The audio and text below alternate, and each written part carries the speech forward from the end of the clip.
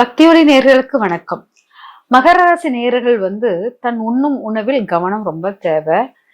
ஏன்னா இவங்களுக்கு மகர ராசிக்காரர்கள் உணவு உண்பது எல்லா உணவுகளையும் உண்பாங்க. கெட்டு போனது கூட அவங்களுக்கு தெரியாது. கெட்டுப்போன உணவு கூட அவங்களால கரெக்டா ஐடென்டிஃபை பண்ண முடியாது. அதே போல் இவங்க இந்த நாகரிக உலகில் நிறைய நம்மளுக்கு கெடுதலான உணவுகள் ப்ராடக்ட் உருவாகிக்கிட்டே இருக்குது. அந்த உணவின் மேலெல்லாம் ஆசைகள் அவங்களுக்கு அதிகமாக இருக்கும். அந்த உணவு உட்கொண்டால் அவங்க உடம்பு ரொம்ப கெட்டு போகும். ஆனா அந்த உணவு உட்கொள்ளும் போது அவங்க வருமானம் அதிகமாகும். ஆனா அது உடம்போல் அது உடம்பில் ரொம்ப கெடுதலை உருவாகக்கூடியதாக இருக்குது. அதான் நோயின் தொற்றுகள் அதிகமாக உருவாகக்கூடியது உணவில் இருக்குது. ஆனா இவங்களுக்கு அந்த கெட்டு போன உணவுகள், அந்த ஃபாஸ்ட் ஃபுட் ஐட்டம்ஸ் அப்படிம்பாங்க இல்லையா, அதெல்லாம் அவங்க உடம்பை கெடுக்கக்கூடியதாக இருந்தாலும் கூட அதை உட்கொள்ளும் போது அவங்க நல்ல ஃபைனான்ஸ் இதுல நல்ல குரோத் இருக்கும், நல்ல வளர்ச்சி கொடுக்கக்கூடியதாக இருக்கும். அப்போ இந்த உணவை உட்கொண்டா உடல் ஆரோக்கியம் கெடுது, குடும்பத்திலிருந்து பிரித்து வைக்கும். இந்த உணவு உட்கொள்ளும் போது குடும்ப வாழ்க்கையிலிருந்து கொஞ்சம் வெளியில் நிக்கிற மாதிரி இருக்கும். இந்த மாதிரி நிறைய நெகட்டிவ்ஸ்கள் இருந்தாலும், குடும்பத்தோட ஒற்றுமை இல்லாத இருந்தாலும் இவங்களுக்கு அந்த உணவை விட மனசே இருக்காது. ஏதாச்சும் ஒரு எக்ஸ்கியூஸ் சொல்லி விட்டுக்கிட்டே இருப்பாங்க. ஆனா இது வரைக்கும் அவங்களுக்கு அந்த காரணம் தெரியாது. இந்த உணவுக்கும் இந்த குடும்ப உறவுக்கும் ஏன் இவ்வளவு லிங்க் ஆகுது, அது அவங்களுக்கு இந்த உணவால் இங்க பிரிவா அப்படிங்கிறது உங்களுக்கு தெரியாது. ஆனா உணவால் பிரிவு, அந்த உணவால் நோய், இதெல்லாமே உங்களுக்கு தொடரும். ஆனால் இந்த உணவு உட்கொள்ளும் காலகட்டத்தில் தான் உங்களுக்கு வேலை வாய்ப்பு கிடைச்சிருக்கும், வருமானம் பெருகும், திருமண வாழ்க்கைகள் கூடி வரும். இந்த மாதிரி இந்த ஃபாஸ்ட் ஃபுட் ஐட்டம்ஸால உருவாகக்கூடியது, கெட்டு போன உணவுகளால் வரக்கூடியது, நேற்று வைத்த உணவு இன்னைக்கு கையில கிடைக்கிற மாதிரி இருக்கும், அந்த மாதிரி உணவுகளும். அப்ப அவங்க உணவு விஷயத்துல ரொம்ப கவனமா இருக்கும். அப்ப நான் என்ன பண்ணலாம் அப்படிங்கிறது என்னன்னா, இந்த மகர ராசிக்காரர்கள் இந்த உணவு விஷயத்து கவனமாக இருக்க என்ன பண்ணலாம்னா, காளி வழிபாடு ஏற்படுத்தி கொள்ளலாம். காளி வழிபாடு ஏற்படுத்தி உணவுகளை காளிக்கு பலியிடுதல் கொடுக்கறது, இந்த மாதிரி எல்லாம் பண்ணிக்கிட்டே இருந்தீங்கன்னா உங்களுக்கு அந்த உணவால் வரக்கூடிய நெகட்டிவ் உங்களை வராது. அப்போ இந்த உணவை சாப்பிடும் போது நெகட்டிவ் உருவாகுது. அந்த உணவை நம்ம வெளியே எடுக்கணும்னா இந்த மாதிரி காளி வழிபாடு. அப்புறம் அமாவாசை தினங்களில் ஊனமுற்றவங்களுக்கு உணவு கொடுக்கிறது, ஊனமுற்றவங்களை கவனித்தல். உங்க குடும்பத்திலே யாராச்சும் ஊனமுற்றவங்க இருப்பாங்க, அவங்களுக்கு உங்க கையால் உணவு சமைத்து கொடுத்தல், இதெல்லாம் பண்ணீங்கன்னா உங்களுக்கு ஹெல்த் வைஸ் அது சரியாகும். உங்களுடைய உணவினால் வரக்கூடிய அவப்பெயர்கள், இந்த மாதிரி நோய்கள், இதெல்லாம் குணமாக கூடியதாக இருக்கும். அப்போ உங்களுக்கு அந்த மாதிரி உங்க குடும்பத்தில் யாராச்சும் ஊனமுற்றவங்க இருப்பாங்க. சப்போஸ் இல்லைன்னா நீங்க என்ன பண்ணலாம், வெளியில யாராச்சும் உடல் ஊனமுற்றவங்களுக்கு, மாற்றுத்திறனாளிகளுக்கு யாருக்காச்சும் உணவு வாங்கி கொடுத்தல், ஏதாச்சும் அவங்களுக்கு உணவு உடைகள் வாங்கி கொடுக்கும் போது உங்களுக்கு அந்த உணவினால் வரக்கூடிய கெடுதல்கள் குறையும். ஆனா உணவினால் வரக்கூடிய நன்மை வருமானம் பெருகும், வேலை கிடைக்கும், அந்த மாதிரிலாம் இருக்குது. இருந்தாலும் அந்த உடல் ஆரோக்கியம் ஸ்பாயில் ஆகுறது, குடும்பத்திலிருந்து விலகி இருக்கிறது, இதெல்லாம் உருவாகிறதுனால நம்மளுக்கு பிரச்சனைகள் இருக்கு. அதனால இதை பேலன்ஸ் பண்ணக்கூடியதை உங்களுக்கு தெரியணும். காளி வழிபாடு எடுக்கிறது, காளி கோயிலுக்கு போயிட்டு வர்றது, நல்ல சிவனையும் காளியையும் சேர்ந்து இருக்கிற மாதிரி அந்த உருவங்களை அடிக்கடி பார்ப்பது, இதெல்லாம் உங்களுக்கு இந்த உணவினால் வரக்கூடிய மாற்றங்கள். இப்ப நீங்க அடுத்த கொஸ்டின் நான் அசைவ உணவு உண்ணலாமா? கண்டிப்பாக மகர ராசிக்காரர்கள் அசைவ உணவு உண்ணலாம். ஆனா இவங்க விரும்பி உண்ணக்கூடிய உணவுகள் என்ன பாத்தீங்கன்னா, பிராய்லர் சிக்கன், அந்த மாதிரி ஃப்ரை ரைஸ், அத பிராய்லர் சிக்கனுக்குள்ள உணவு உட்கொள்ளும் போது இவங்களுக்கு என்ன ஆகும்னா, அம்மா மகளுக்குள்ள கருத்து வேறுபாடுகள் அதிகமாக வரும். அதனால இவங்க அசைவ உணவான அந்த சிக்கன் எல்லாம் உண்ணக்கூடாது. ஆனா இவங்களுக்கு அந்த ஆட்டுக்கறி அதெல்லாம் சாப்பிடும்போது நல்லா இருக்கும்.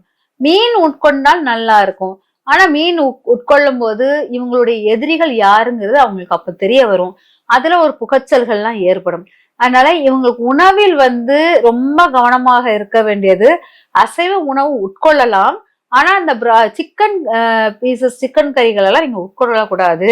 மற்ற உணவுகளுக்கு மேல் நாட்டம் போகிறது தவறில்லை. அதுவே இவங்களுக்கு கீரைகள் நன்றாக இருக்கும், கீரை உணவு இவங்களுக்கு சிறப்பாக இருக்கும். ஆனா இவங்க கீரை உணவை எடுத்துக்கொள்ள மாட்டாங்க.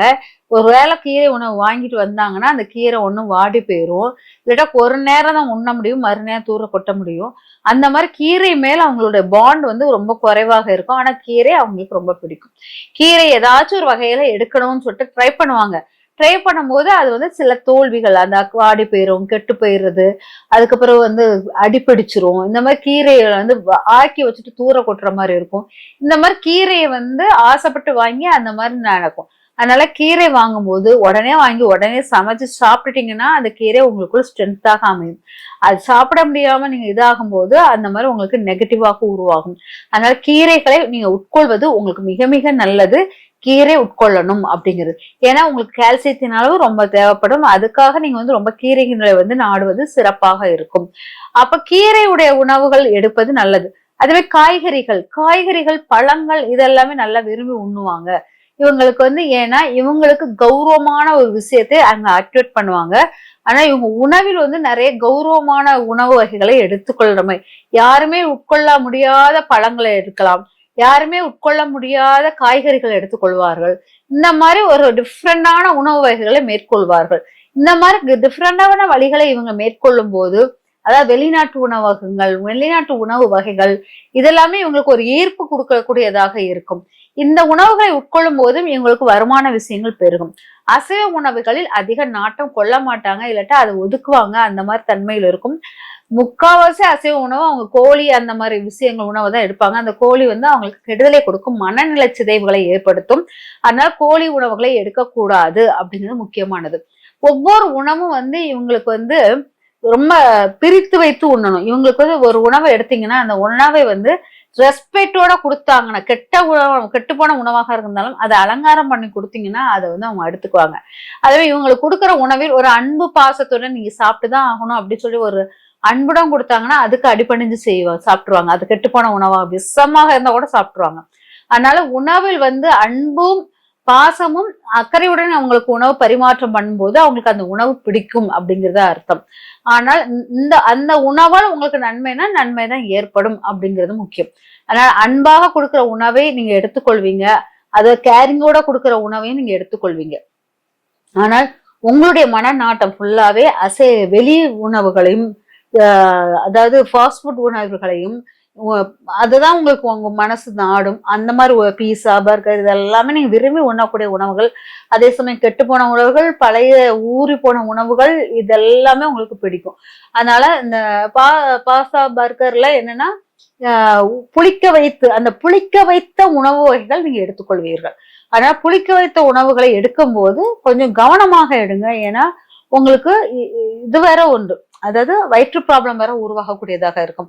அதனால உணவு வகைகள் இந்த மாதிரி எடுங்கன்னு சொல்லியாச்சு. கிழமைகளில் எந்த கிழமை எடுக்கணும் அப்படின்னு பாத்தீங்கன்னா, கிழமைகளில் இவங்க உணவு எடுக்க வேண்டிய கிழமை வந்து வெள்ளிக்கிழமை உணவு எடுப்பது. அசைவ உணவு எடுக்கிறதா வெள்ளிக்கிழமை எடுக்கலாம். திங்கட்கிழமை இவங்களுக்கு ஓகே சிறப்பாக இருக்கும் அப்படிங்கிறத எடுத்துக்கலாம். திங்கள் ஞாயிறு வேண்டாம், திங்கட்கிழமை நல்லா இருக்கும், வெள்ளிக்கிழமை நல்லா இருக்கும். அப்புறம் பாத்தீங்கன்னா செவ்வாய்க்கிழமை ஆல்ரெடி நான் எப்பவுமே எந்த அசைவ உணவும் எடுக்காதீங்கன்னு இருப்பேன். புதன்கிழமை கீரை வகைகளுக்கு ஓகே, நான்வெஜ்ஜுக்கு நான் ஓகே. அப்புறம் அவ்வளவுதான், வியாழக்கிழமை எடுக்க வேண்டாம்.